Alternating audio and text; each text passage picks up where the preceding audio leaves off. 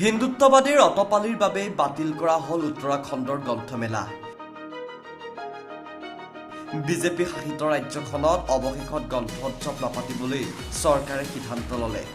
অখিল ভাৰতীয় বিদ্যাৰ্থী পৰিষদৰ বিৰোধিতাৰ পৰিপ্ৰেক্ষিততেই এই সিদ্ধান্ত গ্ৰহণ কৰা বুলি বৰ্তমান প্ৰকাশ পাইছে।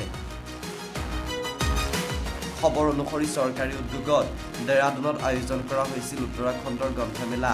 কিন্তু এই গ্ৰন্থমেলাত বিপণী দিয়া গ্ৰন্থ বিক্ৰেতাক আক্ৰমণৰ ভাবুকি দিলে এবিভিপিয়ে। বিজেপিৰ ভাতৃ সংগঠনৰ হুংকাৰৰ পিছত চৰকাৰে কাৰ্যক্ৰম বন্ধ ৰাখিলে। সংগঠনটোৰ মতে গান্ধী আৰু নেহেৰুৰ আদৰ্শত ৰচিত গ্ৰন্থ বিক্ৰী কৰিবলৈ কাৰোৰে অধিকাৰ নাই। জাতিৰ পিতা মহাত্মা গান্ধী আদৰ্শৰে অনুপ্ৰাণিত হৈ ৰচনা কৰা গ্ৰন্থ বিক্ৰী কৰিবলৈ নিদিয়ে বুলিও এবিভিপিয়ে ঘোষণা কৰিলে। গান্ধীবাদৰ বিষয়ে ৰচিত গ্ৰন্থ নষ্ট কৰি পেলাব বুলি এবিভিপিৰ উত্তৰাখণ্ডক গোটেই দিলে ভাবুকি। কিন্তু উকনিৰ ভয়ত চুলি খুৰোৱাৰ দৰেই কাম কৰিছে উত্তৰাখণ্ড চৰকাৰে। বৰ্তমান বাতিলৰ ঘোষণা কৰা হৈছে অনুষ্ঠান। এবিভিপিৰ উৎপাতৰ শংকাত চৰকাৰৰ গ্ৰন্থমেলা আয়োজনেই বিফল হৈছে। এই ঘটনাই প্ৰমাণিত কৰিছে উত্তৰাখণ্ডৰ অৰাজকতা। News desk report, new Assam news.